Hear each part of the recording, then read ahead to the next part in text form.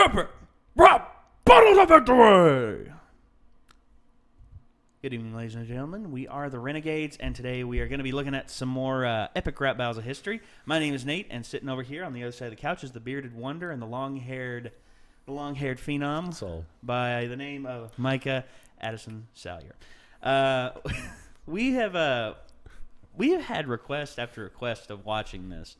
And guys, we keep telling you all, we do these every Monday. And I know you're probably all going to skip this, video starts at la la la. Hi, hello, Caleb, by the way. I'm glad that's a thing now.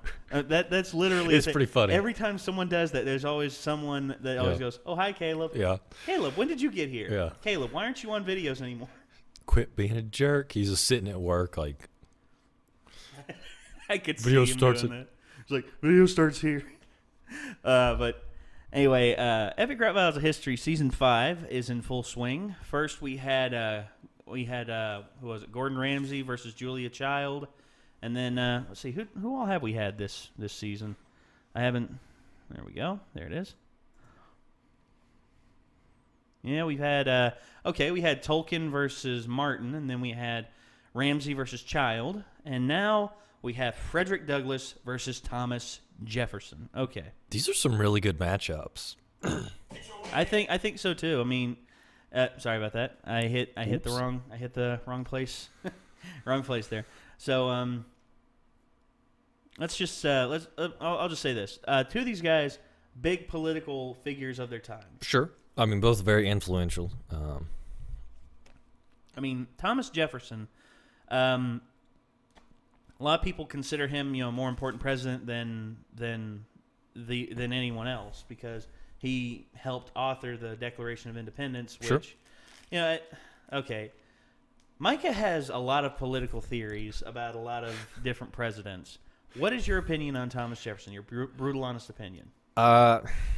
Jefferson is really weird for me. So Jefferson is kind of from the classical liberal tradition. So we have sort of two guiding philosophies in America: the Jeffersonians and the Hamiltonians. Okay. No relation. No relation at all. And so everyone thinks that we're like descended from like this Jefferson style of classical liberalism, but really we were gifted with, this Hamiltonian curse of central banking. So that's kind of generally the dichotomy presented, in which case I would pick Jefferson. Jefferson, it's weird. He was very well learned. A lot of his works, I think, it's one of those cases where I kind of have this issue with Ayn Rand where, the preacher doesn't live up to the sermons that they speak. Yeah. Because Jefferson, like the Declaration, is a really impressive document. A lot of his writing's super great. But, I mean, his downfall is there is a lot of moral hypocrisy because... There is, yeah. I mean, you have a guy that wants to talk about, the liberation of individuals, and yet he owns slaves. Matter of fact, he had an affair with a slave and fathered children from that slave. I mean, moral hypocrisy, and you could say that he was also a victim of the times that he was in. But at the same time, if he was a victim of his times, he should have strove to be a better example, than for everyone else. And there's really no indication that he mistreated any of his slaves, but at the same time, there's really no justification for slavery. No, there isn't. There never has been. I mean, and a lot of people want to throw slavery as, America was the only country that practiced slavery. I've heard actually people say that they like. Well, that's just blatantly not true. No, it's not. I was going to say it was the industrious Dutch that introduced the slave trade to the United States, and thus it fluctuated and grew from there. Now, I do think that the United States was the only nation, really the only developed nation in the 20th century I guess the 19th century, that basically fought a giant war over slavery, because I think everyone else pretty much resolved it peacefully. It was the whole thing about slavery in the South is that it was dictated by rich debutantes because common men didn't own slaves. It's just like just like the population. It was less than 1% actually owned slaves. Yeah, because you just couldn't afford to. Because who can afford it? I mean, honestly, most sharecropping. Most of them were subsistence farmers. You didn't. Yeah, and some of those farmers actually worked side by side with slaves. Yeah. When they couldn't afford some things, and they couldn't have slaves do certain jobs. They hired white farmers to come in and do the job as well, and that's one thing that always frustrated me, is that everyone assumes that all white people in the South owned slaves. It's just like, I was going to say, none of my ancestors. I was going to say most of my ancestors actually were Native Americans and actually couldn't own slaves anyway, and. As a matter of fact, well, actually, that leads into another point about Thomas Jefferson. Is after the Louisiana Purchase, which was an actual unconstitutional purchase, he wrestled with that. Yeah. But it basically doubled the size of the United States territory. But he did institute programs to remove Native Americans from. That's another thing as well. And Old Hickory himself, Andrew Jackson, who he signed it in and everything, and the Cherokee Resistance fought for years and years, but eventually, I think it was around 6,000 were marched out of the North Carolina and Virginia territories and eventually relocated, and along the way, I think 500 died, which to me, I was going to say, 500 may not seem much, but in terms of a people, that's a lot. In terms of taking 500 away from 6,000, if someone took away 500 of your dollars from 6,000, you'd be pretty sore. If 500 of your people, out of 6,000 died, you'd be like, well, you got to think. I mean, it's 6,000 people that were basically their homes were taken from them, and they were forced to march overland. Yes. With some of them literally dropping dead along the way. Yeah, and not being allowed to stop and help them. I mean, pretty much got taken there under armed guard. So yeah, I mean, I don't know. Jefferson he's a weird character. I mean, I think it's definitely important to, go read a lot of the stuff he wrote, because I think a lot of his writings are pretty beneficial, especially right now. Here's the thing, guys. You can never judge anyone based upon one action that they committed. That's just like everyone wants to bash Hitler for being, he deserves pretty much all the bad bashing that he got. But here was an interesting political theory one of my history professors came up with. If Hitler would have gotten killed in 1933, or in 1936 rather, before the thought of invading Poland came around, he would have been revered as a hero because he pulled Germany out of debt so quickly. And even though it was through socialistic reforms and everything, and with that small spike came this huge surge of nationalism that pretty much pushed the country into the Ubermensch ideal, and that caused the Third Reich. Still, if he would have been killed before then, a lot of the blame would have been shifted onto whoever took his place, whether it were Himmler or Goebbels or any of the other higher-ranking members of the Third Reich. I mean, you never know. And history, that's the funny thing about history. I mean, history is a facade that sometimes we agree to believe in. It's just like, the whole Israel Bissell and Paul Revere thing. I mean, sure. I got in trouble with a history professor over that. He actually kicked me out of his class over that whole ordeal.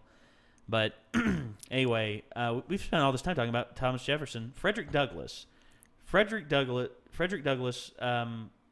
of one of the biggest spearheads of progression in terms of race relations in the United States. Sure. Yeah, he not only held public office, but he also married a white woman and fathered children with that white woman. I would say between the two, Frederick Douglass more consistently an advocate of freedom, because he was obviously an abolitionist, absolutely, a former 100%, slave. 100%. But he also was a champion of the women's suffrage movement. He was actually at the Seneca Falls Convention. So I think more consistently he supported individual rights over anything else, and he didn't get bogged down with he didn't get hung up on I can only support black men because they have it worse than these. No, he really did. He didn't. He supported everybody that needed a hand up. He was a full. This is a word that everyone forgets about. They like to throw feminism around it and just say that covers everything. No, egalitarianism, true egalitarianism. That it's equal rights for everyone, and no matter the skin color, no matter the religion, no matter the gender, no matter anything. Egalitarianism is pretty much universal equal rights. Pretty much supports universal equal rights, wouldn't you say? I know what you're saying. Murray Rothbard actually wrote an essay called "Egalitarianism is a Revolt Against Natural Order," but I know what you're saying, because he uses a different version of egalitarianism. Well, I'm going by just based upon the dictionary term. Sure. The Webster's term. That's where I got that from. I mean, egalitarianism is how they say it's. You said it was a revolt against the natural order. Yeah, Murray Rothbard. He wrote an essay. It was egalitarianism as a revolt against nature. Essentially, the egalitarianistic theory at the time was basically socialist theory that we have to make everyone equal, which essentially was it amounted to a eugenics movement. So I know what you're saying. No. But the egalitarian tradition typically came from a kind of a socialist tradition. So that's what Murray Rothbard was writing against. My theory on egalitarianism is that you give everyone equal footing. Right. You give everyone base equal footing. You can't give everyone equal footing. Well, no one's born with the same. I mean, just basic laws. Right. The laws that cannot prohibit someone from owning land Sure. just because of their skin color or gender. Not prohibiting. Allowing people to progress forward as human beings and as individuals in this country. Right. I mean, because that's egalitarianism, as Murray Rothbard addressed it in that essay, was they were basically trying to give everyone equal footing. So it's like we have to make this person's accumulation of wealth equal to this person's. No. That's pure socialism, and I'm against socialism in a lot of ways. I mean, that was Rothbard's concern because he's from the Austrian school, so he was a student of Mises, and that was their principal enemy at the time. Okay. All right, so we've rambled for a good amount. Video starts here. Hello, Caleb. This is Frederick Douglass versus Thomas Jefferson, Epic Rap Battles of History, Season 5. Here we go. Thomas Jefferson. Yeah. Versus Frederick Douglass. Begin. When in the course of human advance, it becomes necessary for a battle to commence, then kaplow! I hit him with the illness of my quill. I'm endowed with certain unalienable skills. Let me run down my resume, will ya? Set up a little place called the United States. Sound familiar? I told King George he could eat a fat dick. When it comes to declarations, I'm the first draft pick. I topple any tyrant, so kings and pirates beware. I'm so down with revolutions, I invented the swivel chair. How many volumes on my shelves, it's true, but I've yet to read the 3 books you wrote about. You looking like a slug in a 3-piece suit. Didn't come back from Paris to battle Pepe Le Pew. First Secretary of State, VP number 2, not to mention 3rd President. What you do? You finished? Okay. Straight out of bondage. The friendly motherfucker here to diss you. Big hair, big nuts, big issue. Starting with your nickel, there's a real decoration. As for races, tells a slave plantation. Watch each other marshmallow. Watching my people sweat while you sat playing cello. Hello, but now you're facing me, Freddie D. I never worked for your ass, but I kick it for free. The stone face on Rushmore ain't nothing. Check my photos, now that's real monkey. Yep. For free, man. Told him something to read, man. Don't compromise, you couldn't move a flip of me, man. You got a self-evident truth of your own. You let freedom ring, but never picked up the phone.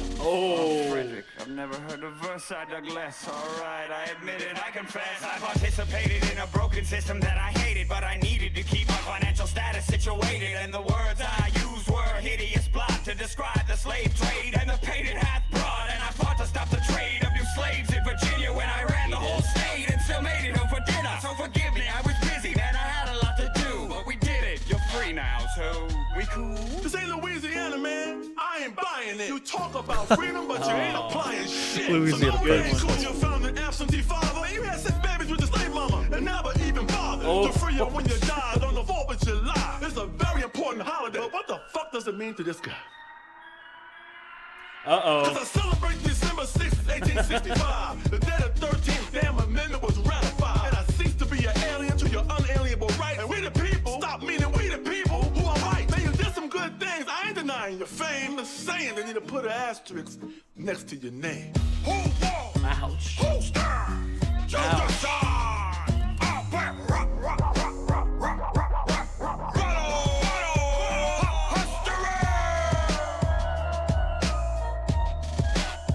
Okay. That was pretty good.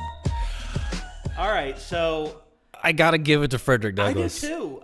Well, that's the thing, And you knew it was going to happen because that's the issue with moral hypocrisy. Whenever you sustain moral hypocrisy, it tears down your whole foundation. It's does. like basically Douglas had all the ammunition, and he pointed out he was a self-made man. I mean, he taught himself to read. Yes. Because Jefferson, I mean, he was probably, like, as far as like just raw intelligence, one of the smartest people probably still to this day. Mm-hmm. But he also had an extensive education. Yes.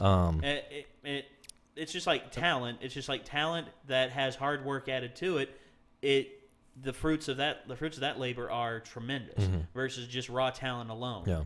You see, raw talent can get you a lot of places, but if you're not willing to put forth the effort, then you might as well just be standing still. Because it's like they pointed out it. You know, so Frederick Douglass wrote 3 books, and they were all basically about his life. Yes. But I mean, you know, the things that Jefferson wrote, I mean, he was studying in a lot of different things, a lot of classical works. But that's the thing. Hamilton was studied in those. Washington was studied in those. Adam Smith, Madison. I mean, all these guys were studied in those because that's kind of the background they came from, and they were responsible for learning that, being from pretty well families. But the stuff that Frederick Douglass wrote about was so pertinent to the times because, I mean, for people to read about someone who was born a slave and then became an educated man and able to write these stories, I mean, not stories, but, I mean, autobiographies, basically, about what all he accomplished, that embodies that ideal that they wanted of, like, this rugged individualist, this self-made man that didn't need kings or courts to provide for him. He just did it for himself. Yes, and that fits in more with your motif as well, because you wish to be self-sustaining in a lot of ways, correct? Well, yes and no. I mean, I don't want to be like a subsistence farmer, but that's the thing is that people make themselves. They're creative individuals. You can't, when you start providing for them, it takes away some human aspect because there has to be a drive there, a work. Yeah. I mean, it's not true for everybody. I mean, some people legitimately have disabilities and things like that, but for the most part, people are creative and they have passions. And when you diminish those by forcing things on them or trying to regulate that passion, I mean, you can strangle the humanity out of people. And pretty much turn them into mindless pikers. That's really, sure. And I've witnessed that. I witnessed that with a friend of mine. He, okay. This guy, no, I'm not going to name names because I don't want I don't want him to get mad at me because I'm pretty much calling him a brainless slug right now because, well, okay, he had all this talent in the world. I mean, this guy could sing, this guy could play guitar. He had a love for music like nothing I'd ever seen, and pretty much he became indoctrinated with this idea. It's like someone put this idea in his head that his passion would not lead to anything, that it had to amount to something in order for it to mean something. Which, in some regards, to survive in the modern era where money is a necessity, I can understand that. But what is to say that this person could not keep doing it while working a job? Mm-hmm. That's just like, I was working a job to support myself whenever we were coming up with it, whenever this was coming up, and now that it's making enough money, I'm able to dedicate myself to it full time. And who's to say that he couldn't have worked a job and also played music or recorded music and all that. But now he threw away, he sold all of his instruments. He doesn't even want to think, as he put it, he doesn't even want to think about singing anymore because in his mind it'll break his concentration on the life that he's built for himself. And the life that he's built for himself, he's pretty much a manager at a gas station. That's it. And to see him, I know he's not happy because whenever I was around him, he was always full of energy. Just be like, "Hey man, what's going on?" Yeah, and just like talking. And now he sits there and it's just like a doldrum, just like, yeah, all right, It's like the brain has been sucked out. It's like his passion is gone, and I hate seeing that happen to people that I know, especially people who I know could have done great things. And for the longest time, I was my own worst enemy. I mean, honestly, I reveled in pretty much procrastination. I mean, procrastination was pretty much all I knew. I mean, and then eventually, it was a few years ago, I decided that I would do something. I had to do something because I just turned 25 and my life was just like, my life was not where I wanted it to be. And I was on the downside of my 20s, and I'm just like, okay, has to happen now. I have to do something. And look where I am now, a few years later. I mean, look, and it's all thanks to you all. I mean, jeez. I'm still having trouble wrapping my head around 62,000 subscribers. I mean, the fact that many people subscribed and want to watch this, I don't know. I don't know either, man. I mean, It is sort of interesting to know this is a very weird point in history because we actually don't have the capacity that Frederick Douglass had in his time, because it's like you mentioned that money was a necessity. Yeah. And not to like try and contradict you, but money, we do have to have some medium of exchange because we have, a division of labor, a pretty diversified economy. Yeah. But money actually doesn't exist like it did in Douglass's time. No, I get what you mean by that. No, I no offense, but I know you mean no offense by that. Because we really, we have a medium of exchange, and that's all really money is. We actually don't have that because it's illegal to actually own or use money. We have to use fiat currency. And so there's really no way to actually save, because at any point in time you would work hard and save money, and typically, money gains value over time. Usually currency was deflationary because it was limited by scarcity. It was gold, silver, precious metals, salt. Metals, yeah. Salt at one time. It was the different things that you could consume, or things that you considered valuable. As it was limited by scarcity, through deflation, prices of goods and services would actually go down, so you would actually save. Now there's no saving capacity. Yeah, and inflation has no. So that music dream that he wanted, maybe he couldn't pursue because he couldn't make money off of it in the short term, and there's really we don't have any saving power anymore. So you have to constantly work. Most people now, our millennial generation is paycheck to paycheck. So a lot of our productive capacity has been taken away just because, it's... Well, and this is one thing about the internet. Honestly, what are we doing right now? We're on the internet, and we're... pontificating. Yes, we're... that we are. But we're on the internet, and our means of communication with our fans is through the internet. Sure. Now, my friend, I've talked to him. It's just like, things have changed, man. Honestly, write music and put it up on the internet. And he's like, no, I just don't want to, and it'd just be too much work. And to hear him say it'd be too much work just to play music, it hurts. It hurts so much to hear him say that. But yeah, I gotta go with you. I agree. Frederick Douglass won this without a doubt. Thomas Jefferson, as you put it, great. Ahead of his time in a lot of ways of thinking. Sure, and it's true. He was uncomfortable with the notion of slavery and did a lot to work against it, because a lot of the people in the classical liberal tradition were uncomfortable with it, but they weren't really prepared to fight a revolutionary war and then start into what would have amounted to, a huge schism in the newly formed republic. Yeah, and the process of eradicating slavery, it was just like Frederick Douglass said, the very moment that 4th of July didn't mean independence for people who were under indentured servitude, slaves. 4th of July didn't mean jack shit to them. Yep. And instead, I think Frederick Douglass is right. Maybe we should have a holiday to celebrate that. Because we really don't have a holiday to celebrate that. Now that I think about it, to celebrate full emancipation, the signing of the 13th Amendment that freed slaves from their indentured servitude. Gosh, I never thought about that. I never connected those dots. Well, from my perspective, it's kind of like I'm in a weird camp, because really, the Emancipation Proclamation, it really... Well, basically, just inducted them into the wider, more subtle form of slavery. That is a giant tax cattle farm of the United States. I mean, it's... Oh, boy.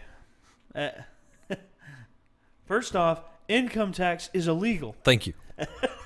Quoting It's Ron true. Swanson there. Quoting Ron Swanson. I'm just saying, if taking 100% of someone's productivity is slavery, it's like, at what point is it not slavery? Well, I think, okay, we could debate economics all night about this and then some, but we're going to have to end it here before this gets any further off the rails. We had a big discussion there at the beginning, and we're sorry about that. Actually, you know what? We're not sorry. You know what you're tuning in for. We're the Renegades. We do what we do. And We're we do never what we sorry. want. Yeah, we never should apologize for what we do, man, because we're having fun. We're on here talking. I feel like they've seen it enough by now that they just, Yeah, and for everyone who's going to post, video starts here down below. Thank you, Caleb. And once again, thank you all for tuning in. This was Epic Rap Battles of History. This was Frederick Douglass versus Thomas Jefferson. We are the Renegades. My name is Nate. That's Micah. Check down below for the original video. Check down below for all of our various other endeavors. Also, leave a comment if there's anything else you want us to watch. Don't forget to like, comment, and subscribe. We will see you later, everyone. Peace out.